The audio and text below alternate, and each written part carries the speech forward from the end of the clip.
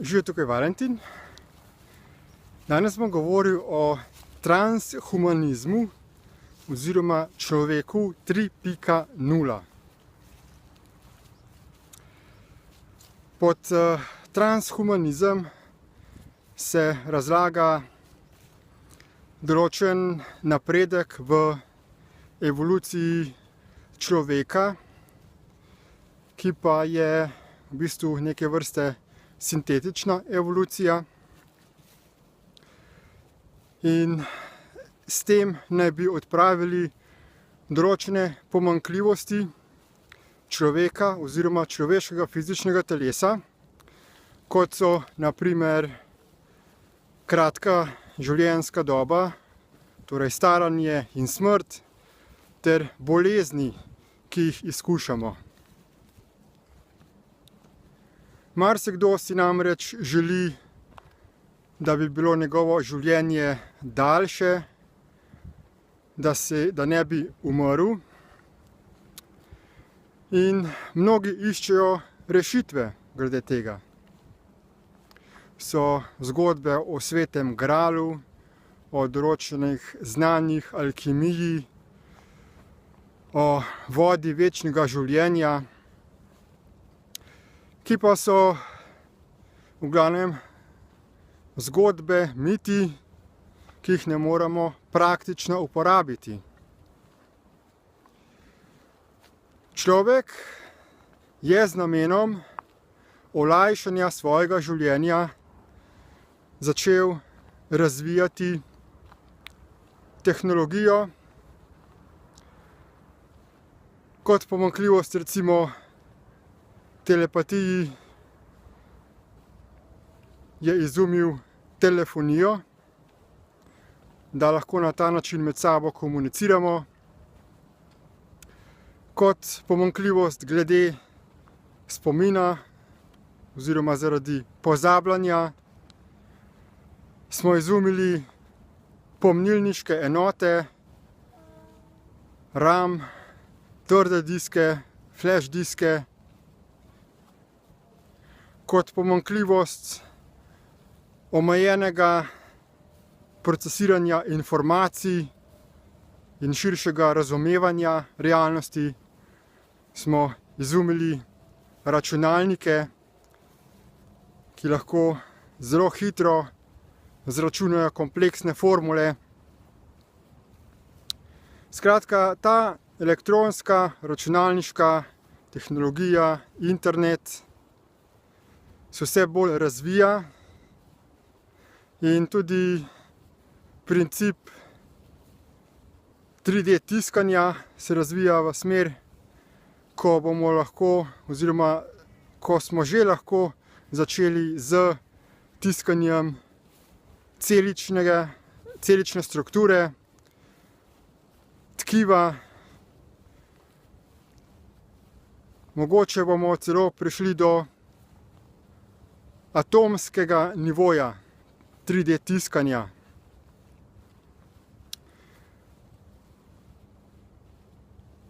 Mnogi se sprašujejo, kako vso to tehnologijo integrirati za človekom, oziroma kako te sposobnosti vnesti neposredno v človeka, da bi se znebili teh raznih vmesnikov med človeškim fizičnim telesom in zunanjo tehnologijo, torej tipkovnic, mišk, računalniškega ekrana. Zato se vse te naprave pomanjšujejo in delajo se eksperimenti, da bi se recimo računalnik povezal direktno z nevronsko mrežo človeških možganov. Nekateri pa tudi direktno z manipulacijo DNK-ja skušajo ustvariti sintetično raso fizičnih teles, ki bi bile boljše, lepše, za daljšo ali neomejeno življenjsko dobo. Neki tako imenovani cyborgi ali biološki roboti. Vprašanje pa je glede tega, kako potem definirati življenje, po kakšnih principih živeti tukaj na tem svetu in ali so še kakšne druge rešitve. Poleg besede transhumanizem, ki predstavlja to tranzicijo oziroma prehod iz evolucijskega cikla v direktno fazo neposrednega ustvarjanja, manifestiranja teles, ki imajo določene kvalitete, se pojavlja tudi izraz človek 3.0. Torej, tretja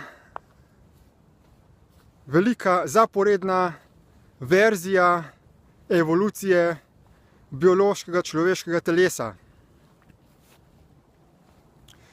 Torej, če je ta transhumanizem, ta tretja različica človeka, kaj sta torej prvi dve? V nasprotju z zastarelo, že zdavnaj ovrženo teorijo Darwinove evolucije, da smo se vsi razvili iz nižjih oblik življenja, iz posameznih celic, molekul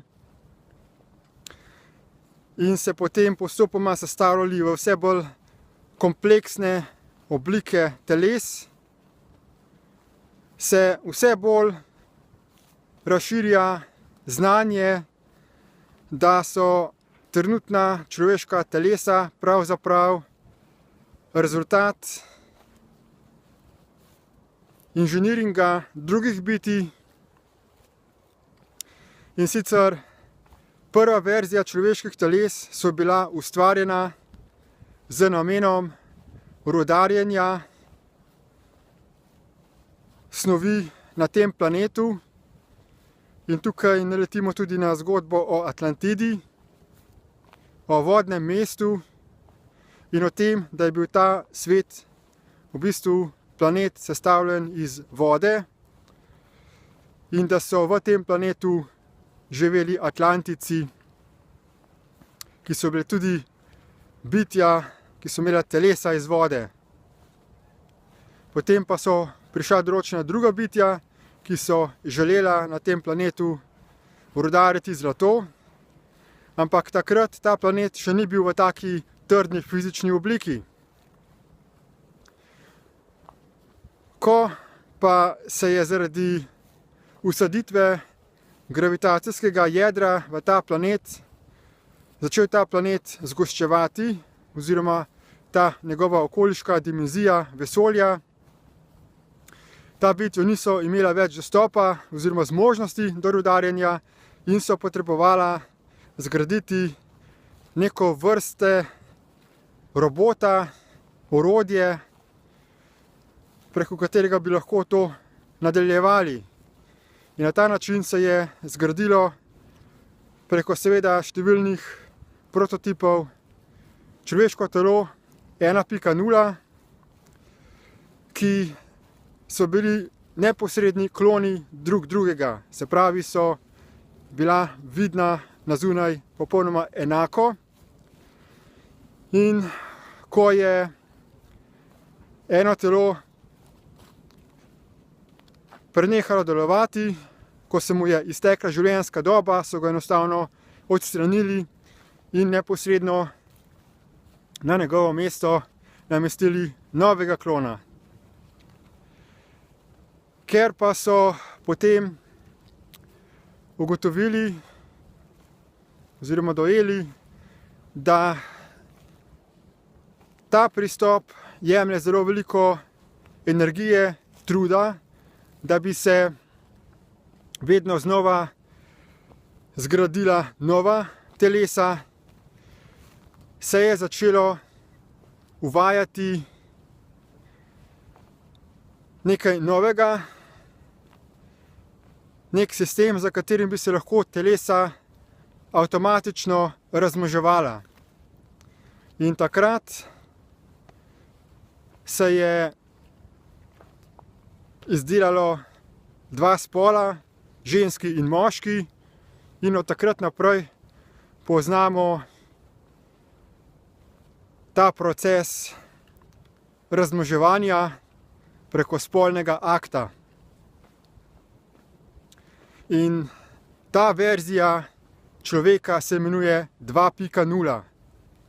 Tukaj govorimo o tej zgodbi, ko se je človek 1.0 odstranil iz tega sveta z velikim potopom in tudi uporabo določenih drugih atomskih orožij, da se je uničil, potem pa se je na njegovo mesto postavil človek 2.0 in tukaj je s tem povezana zgodba o Adamu in Evi. In sedaj, ko govorimo o človeku 3.0, v kakšno smer so potenciali njegovega razvoja, sta tukaj dve različni smeri. Ena smer je, da gremo v čim večjo integracijo zunanje informacijske računalniške tehnologije v človeško, biološko, fizično telo. Da ta biološki stroj nadgradimo z tehnologijo. Gre tukaj za neke vrste cyborge, za mešanico tehnologije in fizičnega tkiva. Toda ta smer razvoja je pogubna, ker ne omogoča ozaveščanja dejstva, da smo mi kot živa bitja v teh fizičnih telesih v bistvu nesmrtna, večna bitja, ki so nas začeli inkarnirati v ta telesa fizična z namenom, da bi delovali kot vir energije, življenjske sile za to človeško, biološko, fizično telo oziroma to obleko iz mesa in krvi. Če gremo torej v smer integracije zunanje tehnologije z fizičnim telesom, potem se vse bolj oddaljujemo od priložnosti, da bi spoznali to dejstvo, da smo v bistvu mi bitja z številnimi potenciali razumevanja, spominjanja, gibanja, vendar smo ujeti v to telo zaradi določenih sistemov energetskih, ki zatirajo naše zavedanje. Zato se govori o človeku 3.0 tudi v drugačnem smislu, kajti če izkoristimo potencial, da namesto, da svoje pomanjkljivosti nadomeščamo z nečim izven sebe in se obrnemo raje v sebe, se osvobodimo tega sistema, ki nam zatira naše zavedanje in spomin, potem lahko pridemo do resnične osvoboditve in odprave vseh teh pomanjkljivosti, kot so kratka življenjska doba, pomanjkljiv spomin, počasno procesiranje informacij in tako naprej, ki jih sedaj projiciramo navzven in uporabljamo zunanjo računalniško tehnologijo kot nadomestek za te naše pomanjkljivosti. Skratka, na osnovi tega razumevanja priporočam vsem, da izberejo to pot notranje preobrazbe, poglabljanje v sebe analiziranje tega sistema, ki nas zatira, ki nam stalno proizvaja misli in čustvene reakcije. In na ta način bomo lahko resnično se osvobodili in se spomnili naše resnične narave in neomejenih zmožnosti. In kako to doseči? Za ta namen so bila razvita orodja, spletni tečaji, podporna mednarodna skupina, ki se imenuje Destiny. In vas vabim, da v opisu tega videoposnetka kliknete na povezave do teh tečajev, se priključite tečajem, začnete z analizo svojih miselnih vzorcev, sprejetih omejenosti. In če bi kdo drug še rad kakšen dodaten podatek, me lahko kontaktira na spletnih socialnih omrežjih. Moje ime je Valentin Rozman. Torej, želim, da bi se čim več ljudi priključilo novemu gibanju za resnično in trajno osvoboditev od vseh omejitev, ki jih trenutno zaznavamo kot človeška rasa. Hvala za posluh in nasvidenje.